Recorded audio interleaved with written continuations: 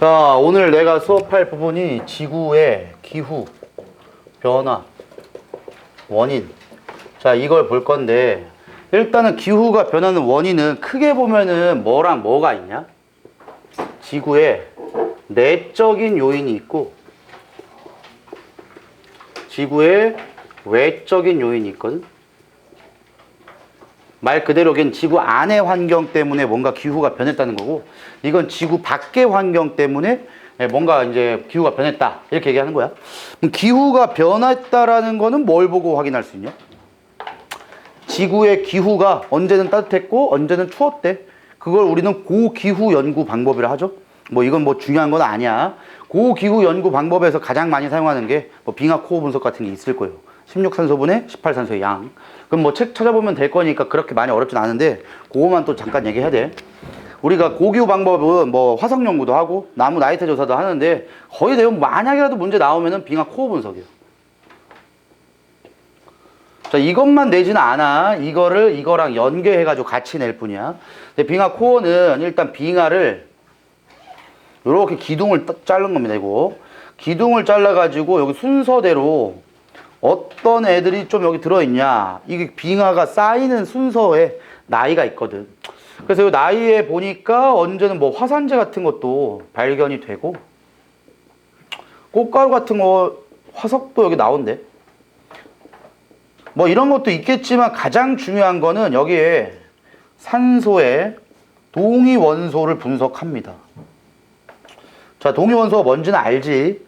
양성자 수는 같지만 중성자 수가 달라가지고 질량이 다른 거예요.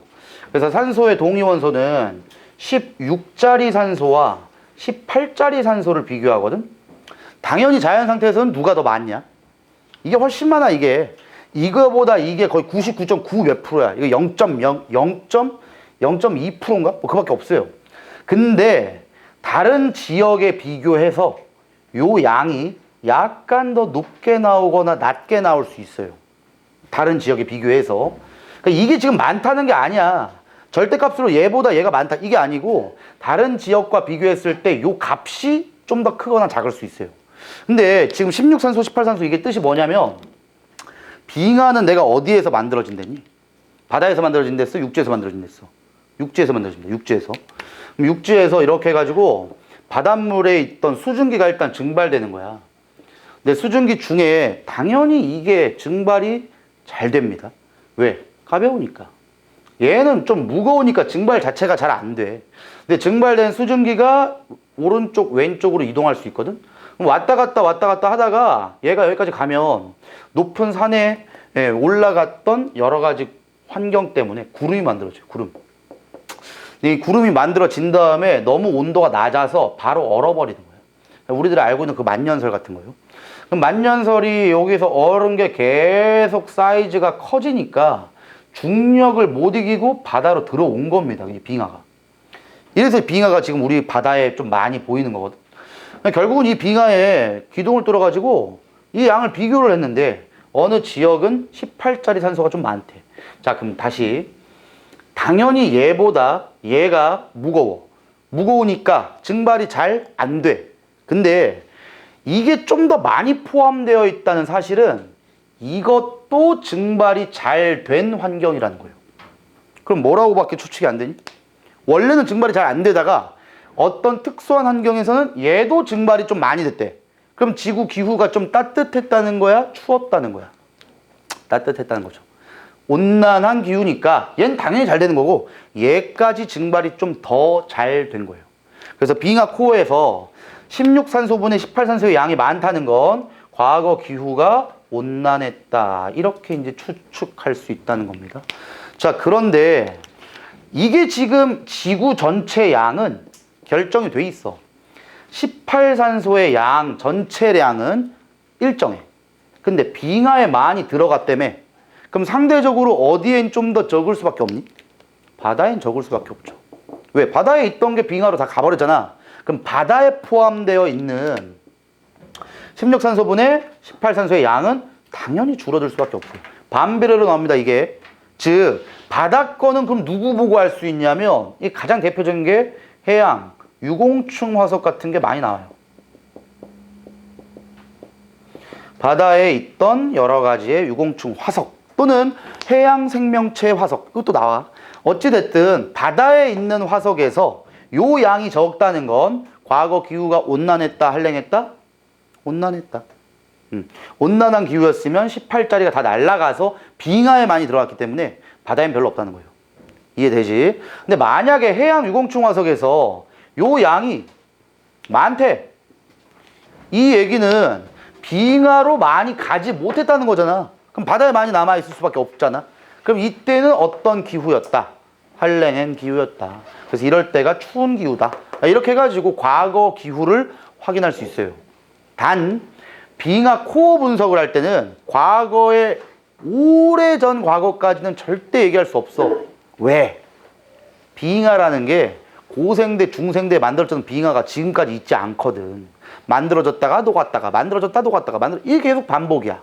그럼 지금 우리 지구에 존재하는 빙하는 어느 정도 나이가 됐을까? 아무리 오래돼 봐야 수십만 년이에요.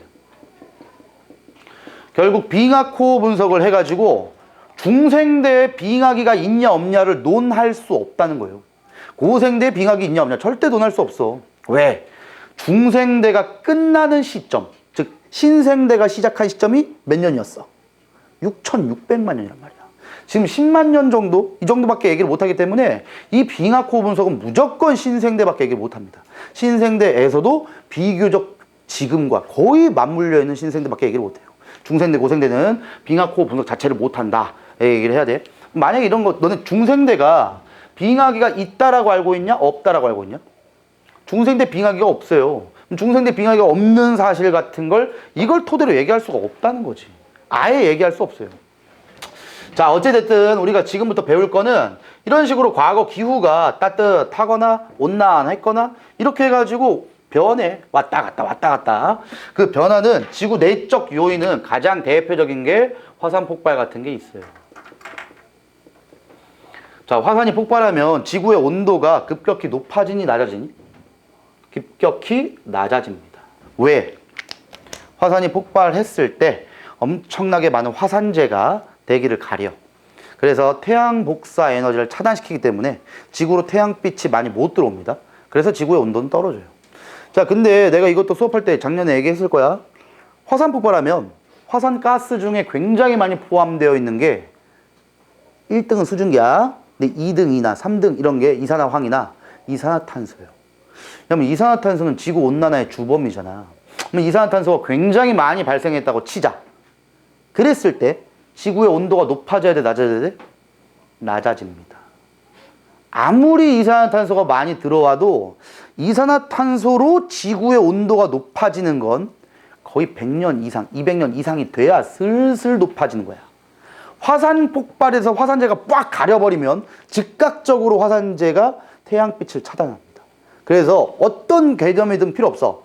이산화탄소가 많이 들어오든 안 들어오든 필요 없어. 무조건 화산 폭발되면 지구 온도 낮아지는 거예요. 이렇게 꼭 기억합시다.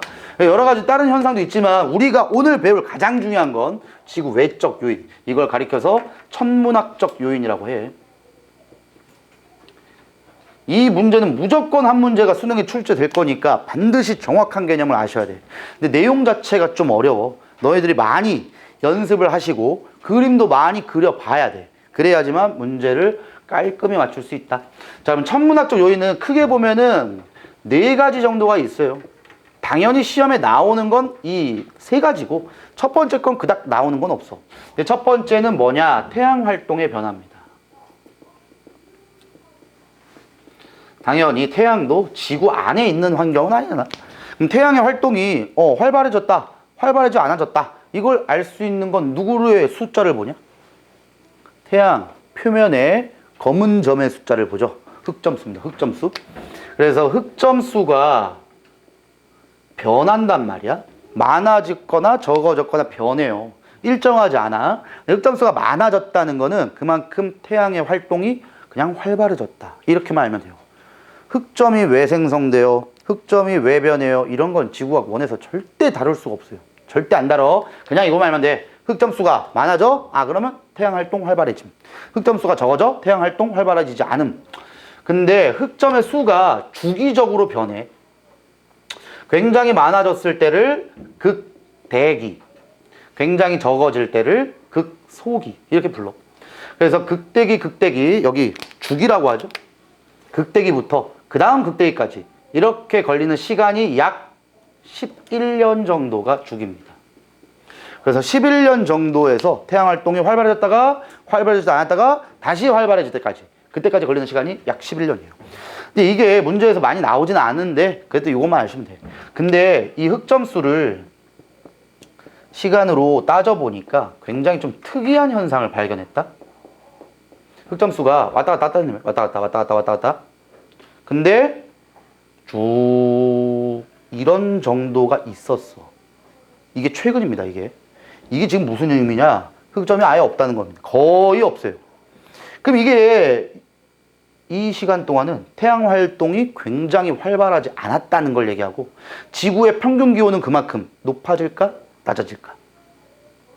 태양 활동이 활발하지 않았으니까 지구의 온도가 높아져야 돼, 낮아져야 돼? 낮아지겠지. 그래서 여기가 소빙하기가 옵니다. 내가 비교적 최근이랬어. 최근. 여기에서도 있을 수도 있는데, 남자가 여자를 봤을 때 가장 이제 내가 마음에 드는 여자를 볼 때 뭘 제일 먼저 본대? 당연히 남자는 얼굴을 봅니다. 근데 내가 이게 설문조사 한 거 보니까 여자가 아닐 수도 있어. 근데 여자애들이 남자를 볼 때, 이상형으로 볼 때 얼굴도 보지. 근데 남자보다 여자가 얼굴 덜 봐. 그러니까 이제 못생긴 남자들도 그나마 신랑 같은 희망이 있는 거야. 근데 아무튼 간에 먼저 보는 게 있어. 결혼할 때 제일 먼저 보는 게, 난 그 기사 보고 충격이었어. 제일 먼저 보는 게 뭔지 아냐? 물론 뭐 재력 이런 것도 있겠지. 근데 외향을 평균적으로 봤을 때 제일 먼저 보는 게 키래, 키. 그럼 여기서도 80이 넘는 분들은 결혼할 가능성이 커져. 근데 80이 안 되면 나 같은 이 루저들은 좀 힘들어져. 근데 남자들이 아무리 좀 그래도 170 정도는 그래도 돼야지. 그래도 되면 170 언더면 좀 힘들어져. 뭐 많이 잘 먹어야 돼. 170 언더면. 165에서 170은 좀 애매해. 외워 그냥. 1650년부터 1700년대까지요. 소빙하기입니다. 이때까지는 흑점수가 거의 발견되지 않았어. 그래서 1650, 정확히 얘기하면 1700 좀 넘어. 근데 일반적으로 문제 나올 때는 165에서 170 이렇게 외우세요. 그냥 1650년부터 1700년대까지는 거의 흑점이 없다. 이 정도까지 됐어. 자, 이거는 문제 거의 안 나옵니다. 거의 안 나오는데 그냥 혹시 몰라서 얘기해 준 거고, 무조건 세 가지가 연계해서 문제를 나올 거예요. 자, 이 세 가지 첫 번째 뭐 있니? 세차 운동이라는 게 있어요. 오늘 첫 번째 수업은 요걸 중점적으로 다룰 거야. 두 번째, 지구의 자전축의 경사도가 변합니다. 마지막, 공전궤도 이심률이 변해요. 이 세 가지가 천문학에서, 즉 천체 파트에서 나오는 그 별 구하는 문제 말고 지구 기후변화에서의 천체 파트에선 딱 이거 세 개 나와요. 근데 이거 세 개를 완벽히 아셔야 돼. 자, 일단은 이걸 알려면 현재 지구의 위치나 현재 지구의 계절을 꼭 알고 있어야 된다. 꼭.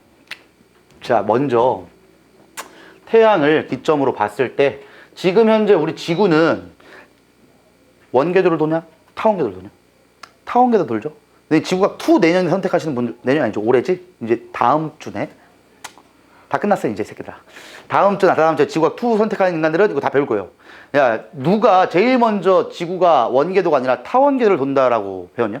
얘기를 누가 제일 먼저 하냐? 케플러라는 사람이 얘기를 하죠. 그래서 케플러 법칙이라고 하고, 물리2에도 나오고, 지구과학 2에도 나와요. 자, 이건 뭐 됐고, 올해 다 배울 거니까, 타원은 초점이 2개야. 그래서 태양을 어디 초점에 두는지는 아무 상관없어요. 너네 문제 풀 때 여기 초점에서, 쌤 왜 여기 아니에요? 그래, 아니야. 아무 데다 둬도 돼. 난 내 문제 풀 때 여기다 둘 거야. 여기도 있을 수 있다고 했어. 여기들 두든 제일 중요한 건 지구가 어떻게 자전축이 기울어 있냐를 현재 값으로 알아야 돼요. 근데 제일 중요한 건 현재 값이에요, 현재 값. 자, 현재는 물론 지구가 뺑뺑뺑 도는데, 자, 여기 2개만 그려봅시다. 자, 타원은 긴 반지름이 있고 짧은 반지름이 있죠? 그래서 원래는 긴 지름을 장지름이라고, 짧은 지름을 단지름이라고 불러. 그 다음에 긴 지름의 반지름. 긴 지름의 반지름이니까 이걸 장반지름, 그래서 장반경이라고 부르고, 짧은 지름의 반지름이어서 단반경이다 이렇게 불러요. 그 다음에 뭐 아까 얘기는 안 했지만 타원은 초점이 두 개여서 이 초점을 이은 두 선에 선을 더한 거, 두 개 더한 선이 어디는 똑같습니다. 그걸 타원이라고 얘기를 하는 거예요. 됐어, 이런 거. 자, 근데 제일 중요한 게 내가 현재 값이 됐지. 현재 가장 태양에서부터 가까운 지점도 나오고 태양에서부터 가장 먼 지점 나오죠. 태양에서 가장 가까운 지점을 우리는 무슨 점이라고 하냐? 가장 가까운 지점을 근일점이라고 부르고 가장 먼 지점을 원일점이라고 불러요. 자, 그 다음 근일점에서 우리나라 북반구라고 하는 우리 대한민국은 근일점에 위치했을 때의 계절이 겨울이야 여름이야. 이걸 먼저 외워야 돼. 이걸 안 외우면 문제 못 풉니다. 이거 암기할 건 암기해야 돼. 근일점일 때가 겨울이야 여름이야? 겨울이에요. 그럼 겨울을 그리려면 자전축이 요렇게 기울어져 있어야 되냐? 요렇게 기울어져 있어야 되냐? 첫 번째 거야? 두 번째 거야? 겨울이라며. 이거야 이거야? 이거죠. 이렇게 자전축이 기울어 있어야 됩니다. 자, 근데 그 이유를 얘기해 줄게. 그럼 여기가 적도가 이렇게 생기죠?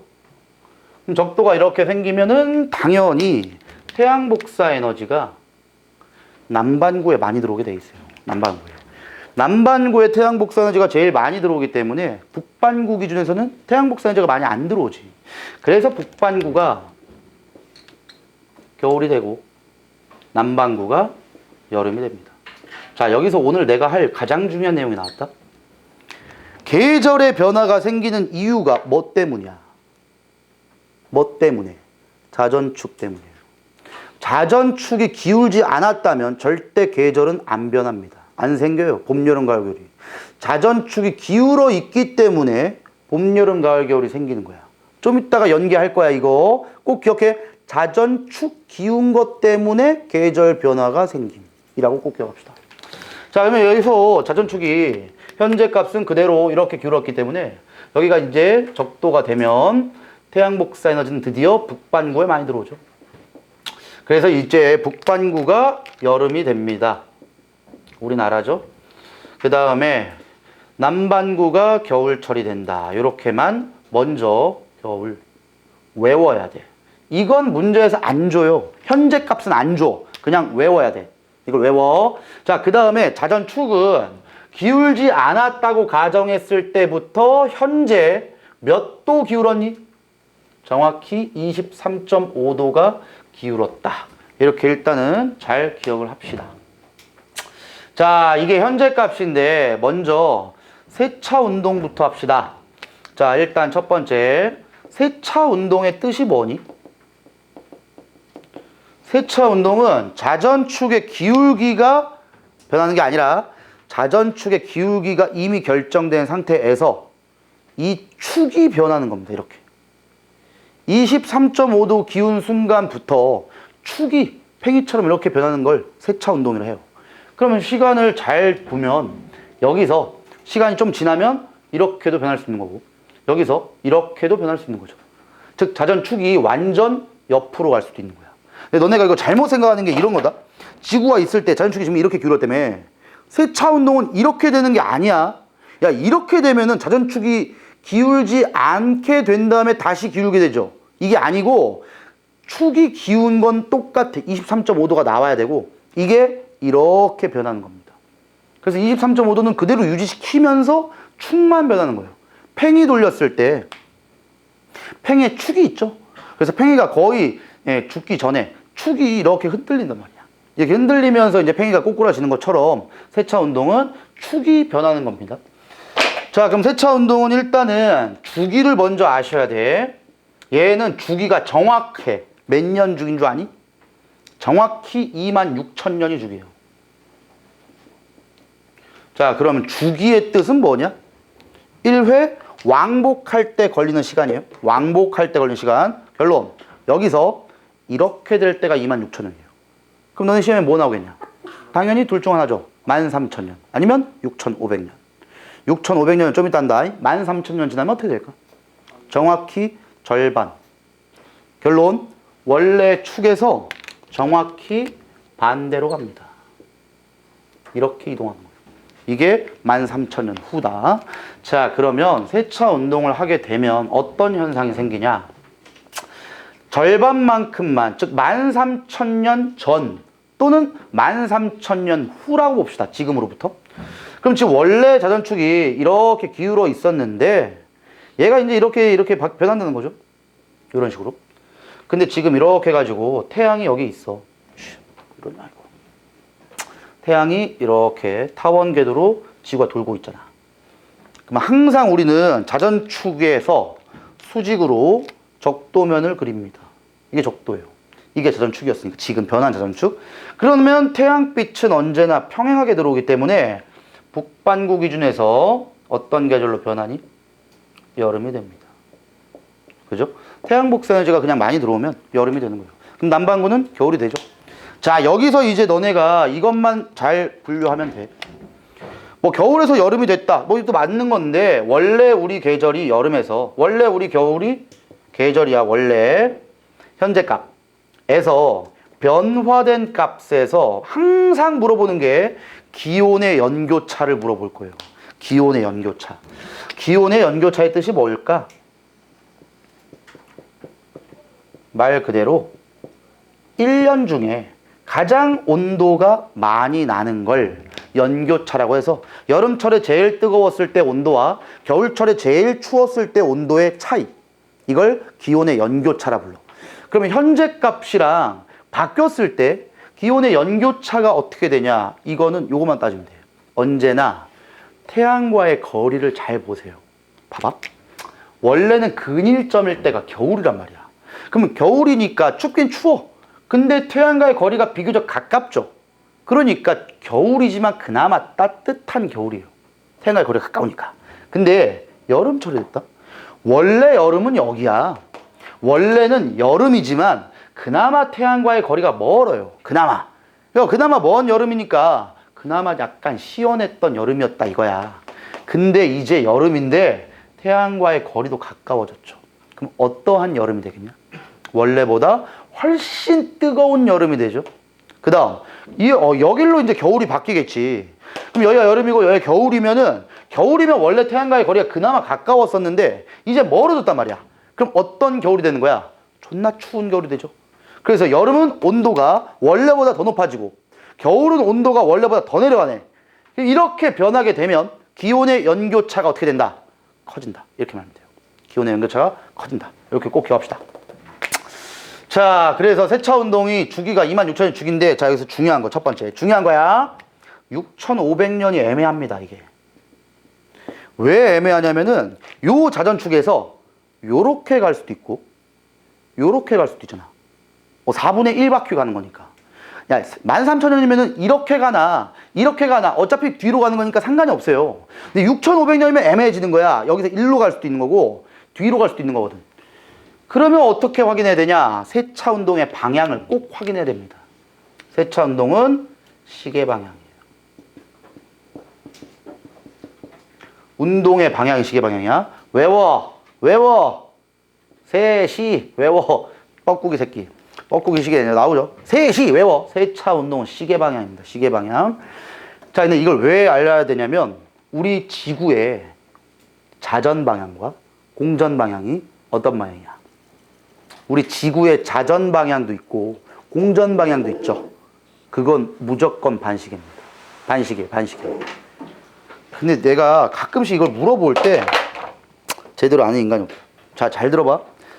너네 내가 한 그린 거 봐봐. 내가 이렇게 그리고 있다? 그럼 너네가 볼 때 이거 시계 방향이야, 반시계 방향이야? 시계죠. 내가 볼 때 반시계예요. 그지? 지구가 반시계로 자전한다는 거 그럼 누구 기준인데? 기준이 있어야 되는 거, 기준이. 그럼 누구 기준이냐? 지구의 북극 상공에서 바라본 모양이 반시계입니다.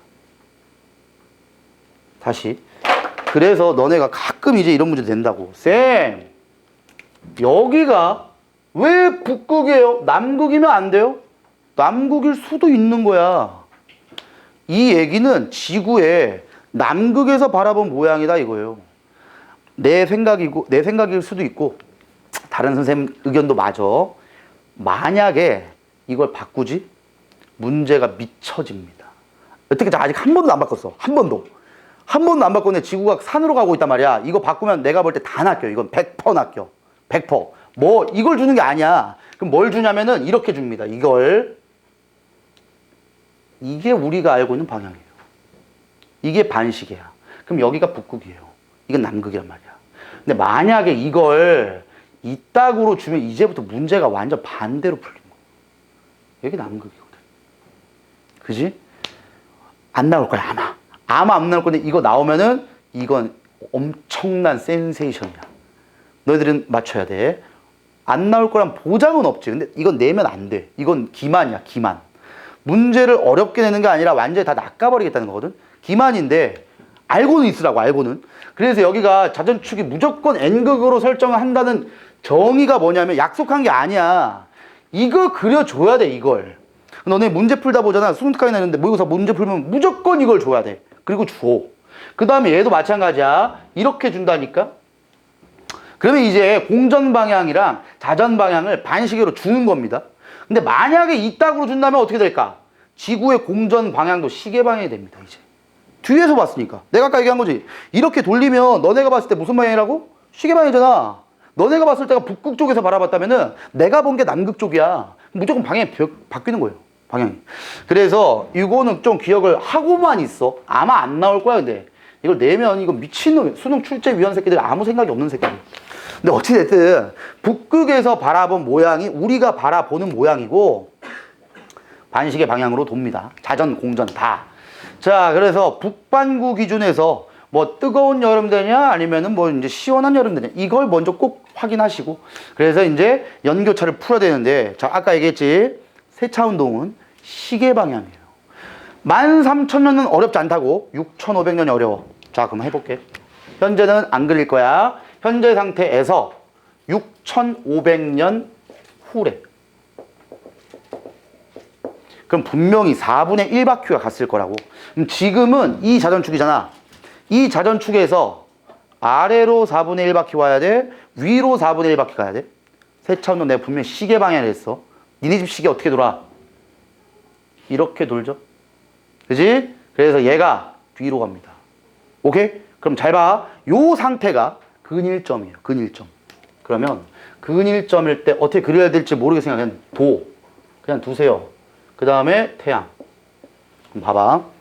자전축을 너네가 아까 전에 이거에서 이거라 그랬지. 그럼 이 그림이 여기 태양이면 여기 근일점이야. 근데 이 새끼가 일로 가죠. 여기 그림. 이 그림. 그럼 여기서 북반구는 여름일까 겨울일까? 여름 겨울은 항상 자전축이 우리 북반구에 있죠? 태양 쪽을 향하고 있냐? 태양 반대쪽을 향하고 있냐? 이거만 보면 돼. 북반구 기준에서 태양 쪽을 향해야 여름 되는 거예요. 북반구 기준 태양과 반대쪽 가면 남반구 여름이고 북반구는 겨울이야. 다시 그럼 이 상태에서 이게 됐댔지? 태양이야. 여기까지 갔어. 그럼 북반구 기준에서 태양 쪽을 향해 태양 반대쪽을 향해. 반대쪽이죠. 그러면 겨울이야 여름이야? 겨울입니다. 결론 여기가 겨울이 됩니다. 여기가 여름이 되겠죠. 다시 한번 해볼게. 이거 너네가 공간각적 이해도가 필요해. 그리고 절대로 내 수업만 듣는다고 해서 끝나는 게 아니라 집에 가서 이걸 그려야 돼.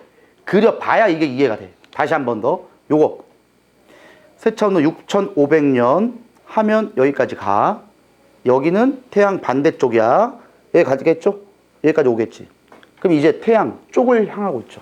그럼 북반구 기준에서 여름이 됩니다. 그래서 여기가 여름이에요. 여기가 야, 그러면 항상 지구의 공전 방향은 시계 방향이야, 반시계 방향이야? 반시계입니다. 반시계 방향. 그러면 이제 할 수 있죠. 여름이 끝나고 뭐가 된 다음에 겨울이 되니? 가을입니다. 그지? 그 다음에 겨울이 끝나고 뭐가 와야 여름이 되니? 봄이 되죠.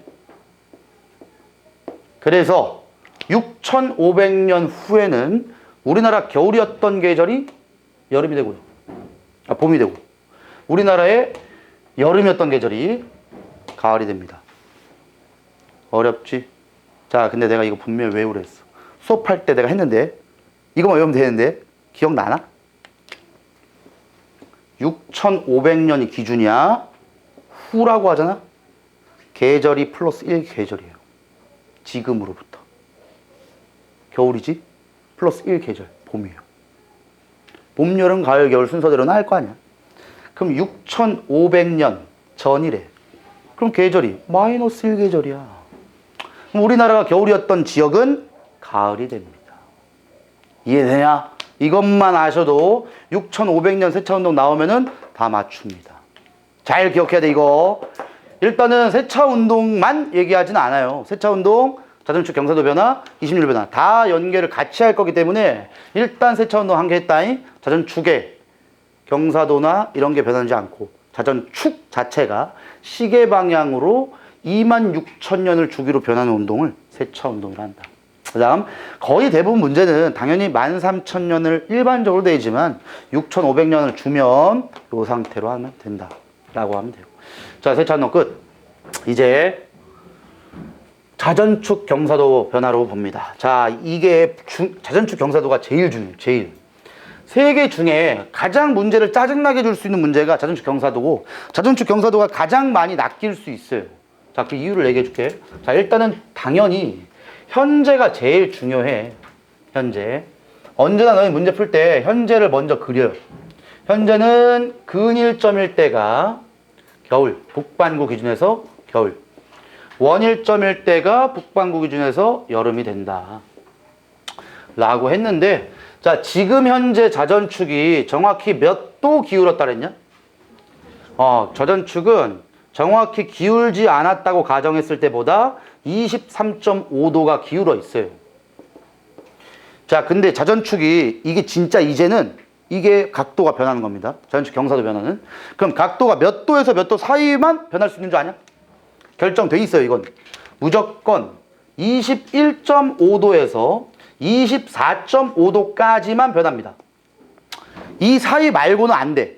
너무 작아도 안 되고 너무 커도 안 돼. 그래서 21.5에서 24.5도까지만 변할 수 있는 게 자전축 경사도 변화야. 자, 여기다가 아까 중요한 건 한번 써줄게. 세차운동 주기가 내가 몇 년이랬냐? 26,000년이 주기였고, 자전축 경사도의 변화는 41,000년이 주기입니다. 그래서 21.5도에서 올라간 다음에 다시 21.5까지 올 때 걸리는 시간이 41,000년이에요. 공전궤도 20년 변화는 좀 이따 할 거지만 그냥 약 10만 년이에요. 10만 년. 근데 이건 주기를 알 필요도 없어요. 이건 뭐 중요한 건 아니거든. 어쨌든 간에 자전축이 이제 더 많이 기울냐 기울지 않았냐 이걸 토대로 우리가 찾아야 돼. 자, 여기서 제일 너네를 혼동하고 제일 짜증나게 주는 표현이란 게 있죠. 뭐? 이게 제일 짜증나. 남중고도입니다. 이걸 알아야 돼. 그래서 남중고도를 꼭 기억해야 된다. 남중고도의 뜻은 뭐니? 태양이 남쪽 하늘 중심에 가장 높은 곳에 떠올랐을 때의 고도를 남중고도라고 해요. 자, 이건 얘기를 잘 들어. 일단 우리 지구가 이렇게 지금 자전축이 기울어 있는 상태에서 자전을 하고 있다라고 볼게. 자, 이쯤까지 간다고 치면 여기에 사람이 이렇게 서 있다고 칩시다. 우리나라에 위도가 한 36도 정도, 35도? 그렇게 봅시다. 그럼 이 사람은 뺑뺑뺑 이렇게 뺑뺑뺑 도는 거거든? 야, 그러니까 봐봐. 지구를 이렇게 가운데를 딱 잘라보시면 우리나라는 이만큼이 해를 받는 면적이에요. 이게 낮은 거지, 이게. 낮. 그래, 이게 여기서 뒤로 돌아가면 이제 못 받지, 태양을. 그 여기가 밤이야, 밤. 야, 그럼 지금 여기도 마찬가지라는 거지. 지금 우리나라가 지금 여기 있잖아, 이렇게. 이에 서 있으면은 태양빛을 받는 면적 자체가 줄게 되지. 지구를 반띵 이렇게 해야 되니까. 그럼 지금 여기에서 이렇게 지구가 여기서 이렇게 공전하는 거야. 이렇게 돼요. 왔다 갔다 왔다 갔다. 그럼 지금 여기만 태양빛을 받는 곳이니까 낮의 길이가 이만큼이고 내가 좀 극하게 잡은 거야. 여기가 이제 밤의 면적이 되니까 우리나라 겨울철에는 낮보다 밤이 긴 겁니다. 일단 이 정도만. 자, 근데 지금 여기와 여기서 잘 봐봐. 낮에 태양빛이 이렇게 내려친단 말이야. 정확히 그리면 남반구로 좀 많이 가야죠. 다시 그려보자. 이렇게. 그럼 남쪽으로 많이 태양빛이 갈 거고 여기서는 북쪽으로 많이 가겠죠. 야, 그러면 우리 지면이 지금 여기거든? 근데 쌤, 그럼 태양이 이렇게 사선으로 옵니까? 그건 아니야. 태양이 존나 커, 원래. 존나 크기 때문에 옆에서 오는 겁니다. 이렇게 옆에서. 그럼 여기서도 옆에서 오면 이렇게 옆에서 오죠, 지금? 그럼 딱 봐도 각도의 차이가 생겨요. 각도 차이. 자, 그래서 우리나라에 이건 내가 그림을 그려줄 테니까 다 그리려고 하지 마세요. 그냥 이해만 해. 관측자가 이렇게 있다고 칠게. 근데 우리 관측자 기준에서 여기가 동쪽이라 해보고 여기가 서쪽이라 해보자. 방 위에요. 너네들도 알아야 되는 게, 자, 여기가 동쪽이라 해봐. 쌤, 여기 동쪽 아니잖아요. 아, 동쪽일 수도 있지. 너네가 봤을 때가 기준이 아닐 수도 있잖아. 여기가 동쪽이라 해봐. 그럼 여기가 무슨 쪽이야? 서쪽이죠? 그럼 너네가 바라봤을 때, 칠판면 무슨 쪽이 돼? 여기가 동쪽이면 얘가 무슨 쪽이야? 남쪽이 되죠? 너네 뒤쪽이 북쪽이 되는 거야. 그러면 여기가 동쪽이래. 저 뒤에 면이야. 뒤에 면. 앞면이 서쪽이야. 그럼 지금 이쪽으로 이렇게 따지면 여기가 무슨 쪽이야? 남쪽이 되지. 여기가 북쪽이 됩니다. 오케이? 자, 태양은 너네도 안다시피 어느 쪽 하늘에서 떠서 어느 쪽 하늘을 지냐? 태양이 맨날 떠 있냐? 아침에 동쪽 하늘에서 떠서 서쪽 하늘로 지죠. 그건 알아야지. 동쪽 하늘에서 떠올라서 서쪽 하늘로 집니다. 이게 태양의 하루의 운동, 일주 운동이에요. 근데 쌤, 왜 이렇게 움직이는데요? 움직이는 이유는 딱 하나야. 태양이 움직이는 게 아니죠. 지구의 자전축 때문에 수직으로 움직입니다. 태양이. 오케이? 야, 그러면 태양이 동쪽에서 떠서 서쪽으로 갈 때까지 지면으로부터 가장 높게 떠올랐을 때가 어느 쪽 하늘이야? 남쪽이죠. 그래서 남쪽 하늘로부터 가장 높은 지점까지 있을 때의 각도, 이 각도를 남중고도라고 한다고. 이해돼? 자, 그럼 여기서부터 지금 내가 그린 게 봄철과 가을철의 태양의 남중고도입니다. 그 문제, 여름철. 자, 일단 여름철은 내가 아까 얘기했는 대로 여름엔 낮의 길이가 길어요. 그럼 태양이 좀 더 오랫동안 떠 있어야 돼. 그러려면 여기에서 좀 더 북쪽에 치우쳐서 떠야 될까? 남쪽에서 치우쳐서 떠야 될까? 일주 운동은 항상 얘의 수직으로 움직여야 돼요. 그럼 북쪽에 치우쳐 떠야 돼? 남쪽에 치우쳐 떠야 돼? 북쪽에 치우쳐 떠야지. 그럼 이렇게 되는 거지. 북쪽에 치우쳐서 수직으로 그리면 이 그림이 나오죠. 그래야 오래 떠 있잖아. 이 밑에는 밤이야, 이제 밤. 그러니까 밤의 길이가 짧다는 거죠, 이게. 결국은 남중고도는 여기까지 올라온 시점이 여름이에요. 결국 지면에서부터의 태양까지의 각도가 더 커집니다. 여름철의 남중고도가 무조건 높아요. 겨울로 갑시다. 겨울은 낮의 길이가 더 짧단 말이야. 낮의 길이가 짧다는 거는 약간 남쪽에 치우쳐서 태양이 뜹니다. 어쨌든 태양의 일주운동은 변할 수가 없으니까 이런 식의 일주운동을 그려요. 언제나 자전축에서 수직으로 그려져야 돼. 태양이 움직이는 게 아니잖아. 태양이 지구의 움직임에 의해서 움직이는 것처럼 보일 뿐이죠. 그래서 지금 여기가 겨울이 되기 때문에 겨울의 남중고도가 제일 낮다. 이렇게 보면 돼. 미안한 얘기지만 이것까지는 알면 좋은데 이걸 대놓고 내진 않아요. 그럼 우리 뭐만 알면 돼? 남중고도가 언제 높냐만 알면 돼요. 이 그림까지는 안 나와. 남중고도가 언제 높다? 1년 중에 여름이 높다. 자, 근데 여기서부터가 이 문제야. 자전축의 경사도를 바꿀 겁니다. 자전축의 경사도를 바꿀 거야. 그럼 잘 봐, 잘 봐. 이게 지금 현재 기울지 않았다고 했을 때부터 23.5도가 기운 게 지금이라고. 오해? 그럼 문제. 자전축이 더욱 많이 기울어져서 24.5도까지 기울었대. 그러면 이 자전축이요, 더 눕혀진다는 뜻이지. 더욱 눕혀진다. 그러면 일주 운동이 여기서 시작을 했으면 여기 면에 수직이 돼야 되기 때문에 이런 식으로 바뀌는 거야. 더 올라갑니다. 자, 그래서 내가 아까 전에 초창기 때 얘기했다. 계절이 왜 생긴다고? 계절이 왜 생긴다고? 자전축이 기울었으니까 생깁니다. 그럼 그 자전축이 더 기울면 계절의 변화가 더 극으로 나와야죠. 그지? 이렇게만 연기하면 된다고. 여기 제일 어려우니까 잘 이해해야 돼. 계절 변화는 자전축의 기움 때문에 형성되는 거야. 근데 자전축이 더 기울게 되면 계절이 더 극으로 간다는 건 여름철 더 뜨거워지고 겨울철은 더 추워집니다. 결론.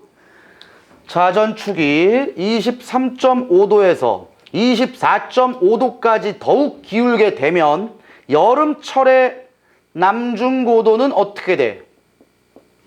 여름철 남중고도 더 높아진다고. 더 높아져. 야, 그러면 연교차가 어떻게 될까?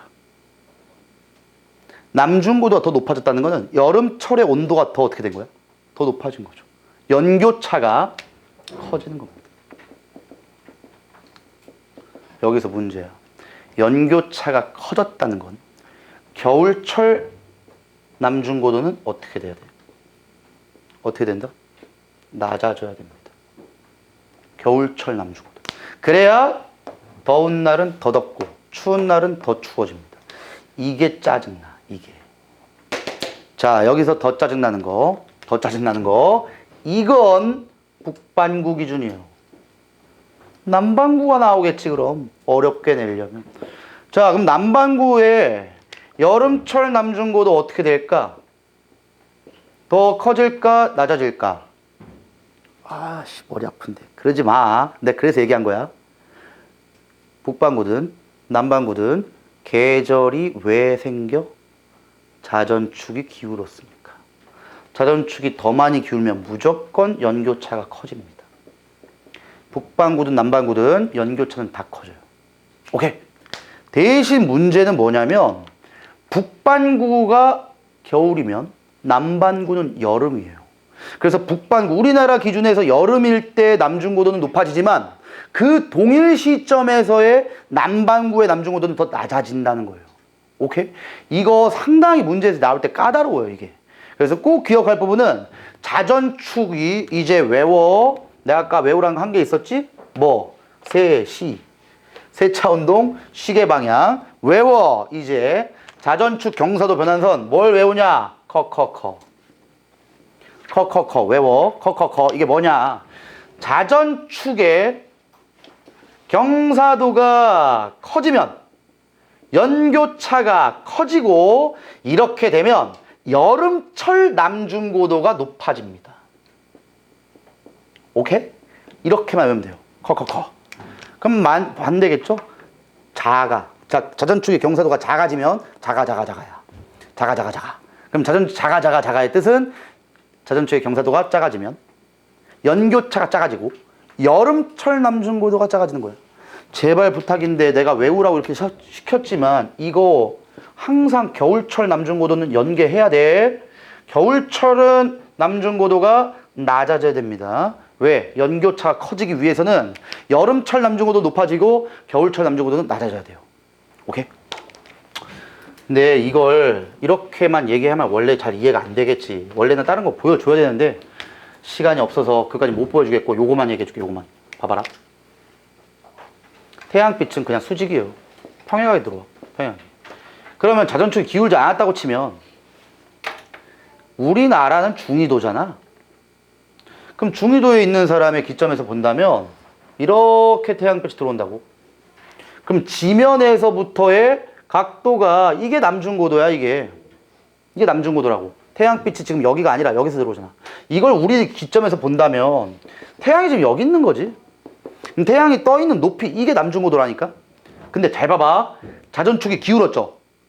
근데 지금 이 시점까지 와봐. 자전축이 이렇게 기울었다고. 그럼 봐봐라. 이게 그대로인데 자전축이 원래 이거에서 이렇게 기운 거야. 이렇게. 요 자전축이 이렇게 기운 겁니다. 그럼 지금 우리나라가 여기 있으면 여기에 자전축에서 여기까지 오겠죠. 그러니까 어떻게 되겠니? 남중고도가 커지는 개념이에요. 오케이? 자, 원래는 내가 혹시 몰라서 얘기하는 거야. 이걸 외울 건 아닌데, 혹시 몰라. 이거 지구과학 2에 가면 이게 개 짜증납니다, 이게. 남중고도 원래 구하는 방법이 90 마이너스 위도 플러스 자전축이에요. 자, 이것까지는 원래 적위랑 적경이라는 개념이 나와야 돼요. 그건 절대 안 나올 거니까 됐고, 자, 혹시라도 너네가 구하고 싶다, 아니면 난 좀 깔끔한 게 좋다, 그러면 이대로 대입합시다. 이대로 대입해. 그럼 봐봐. 21.5도부터 24.5도까지 자전축의 경사도가 기운되며, 근데 90 마이너스 위도 플러스 자전축 경사도는 여름철을 구하는 것이고, 겨울철 구할 땐 90 마이너스 위도 마이너스 자전축 경사도야. 오케이? 겨울철 남중고도는. 그러니까 여름철에는 이거보다 이게 크죠. 그러니까 자전축 경사도가 더 크니까 남중고도가 큰 거야. 근데 겨울철엔 이 값이 되는데 자전축 경사도가 더 크면 더 많이 뺐죠. 그러니까 남중고도가 더욱 낮아진다는 거예요. 오케이?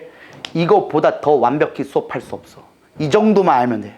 그래서 자전축 경사도가 상당히 어려운데 이렇게까지만 기억하자고. 일단 아무것도 난 모르겠다, 그냥 외워. 커커커 자가 커커커가 경사도가 커지면 연교차 커지고 여름철 남중고도가 높아진다. 남반구 북반구 동일입니다. 이거 대신 겨울철 남중고도는 남반구 북반구 낮아진다.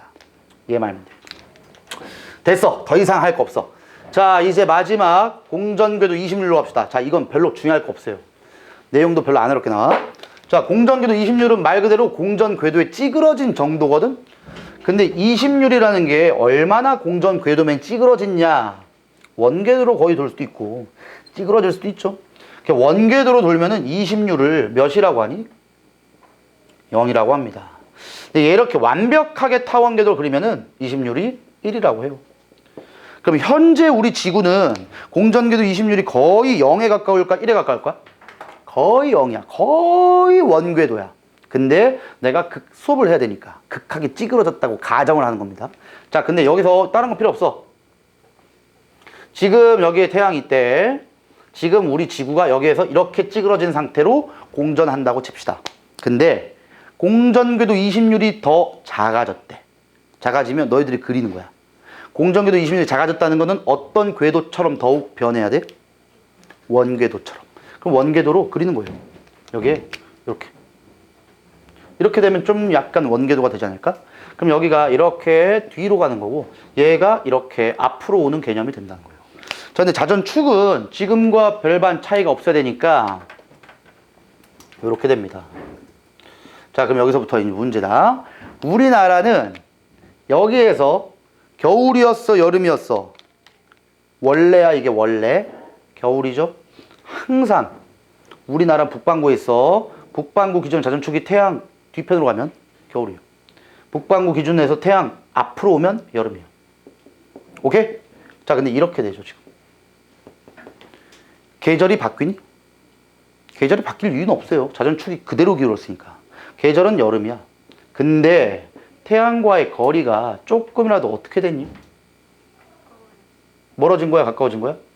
가까워졌죠. 가까워지면 뜨거운 여름이 되냐? 시원한 여름이 되냐? 뜨거운 여름이 되죠. 원래 겨울이 여기였는데 겨울이 더 뒤로 간단 말이야. 그럼 어떤 겨울이 돼? 추운 겨울이 되죠. 그럼 뭘 물어보겠냐 또? 연교차밖에 안 물어봅니다. 기온의 연교차가 어떻게 될까? 당연히 연교차 커지죠. 여름철의 기온은 더 높아지고 겨울철의 기온은 더 낮아지니까 연교차가 커진다. 이 정도만 알면 돼요. 그래서 자, 그러면 지금 이제 이 개념 세차운동이랑 좀 비슷하긴 한데 뜨거운 여름, 추운 겨울 뭐 이런 거 되는데, 자, 여기서 문제. 세차운동이랑 공전궤도 20률 변화는 항상 기억 잘해야 돼. 특정 계절에 태양 복사 에너지의 변화가 생깁니다. 특정 계절. 여름철은 태양 복사 에너지가 더욱 많이 들어오죠. 그러니까 뜨거운 거지. 겨울철은 뒤로 가니까 태양 복사 에너지가 더 적게 들어오지. 정리를 한다. 세차운동. 야, 세차운동도 똑같은 거야. 자전축이 원래 여기서 이렇게 변한다며. 그럼 겨울에서 여름이 된다며. 그럼 여름일 때가 원래 여기였는데 멀었는데 가까워지잖아. 가까워지니까 태양 복사 에너지가 더욱 많이 들어오죠. 그래서 세차 운동과 공전궤도 이심률 변화는 언제나 특정 계절에서 태양복사 에너지의 값이 바뀝니다. 특정 계절에서. 자, 내가 이 얘기를 왜 하냐면은 문제를 잘 읽어보면 특정 계절을 지칭하지 않고 1년 중 태양복사 에너지의 전체 값이 어떻게 되냐 이렇게 물어본다고. 그럼 얘 봐봐. 얘 일로 갔어. 일로 왔어. 1년 동안 들어온 태양복사 에너지는 어떻게 될까? 외워야 돼. 같다야. 안 변합니다. 왜? 겨울철에 좀 안 들어왔던 걸 여름철에 보완해주는 개념이에요. 그래서 세차 운동을 해도 자전축 변화 말고 세차 운동 하든가 이심률 변화 하든가 1년 중 들어오는 태양복사 에너지량은 안 변해. 하지만 특정 계절의 태양복사 에너지는 변할 수 있다고. 연중은 안 변한다 그랬어. 항상 이 두 가지를 먼저 판단을 합시다. 자, 대신 지구의 온도가 바뀌는 거, 가장 쉽게 바뀌는 거는 너가 아니라 너입니다. 무조건 이게 제일 중요한 거야. 그래서 이게 제일 많이 나와. 제일 어렵기도 하고. 자전축 경사도가 가장 쉽게 우리에게 영향을 줍니다. 즉, 이렇게 될 수 있다는 거야.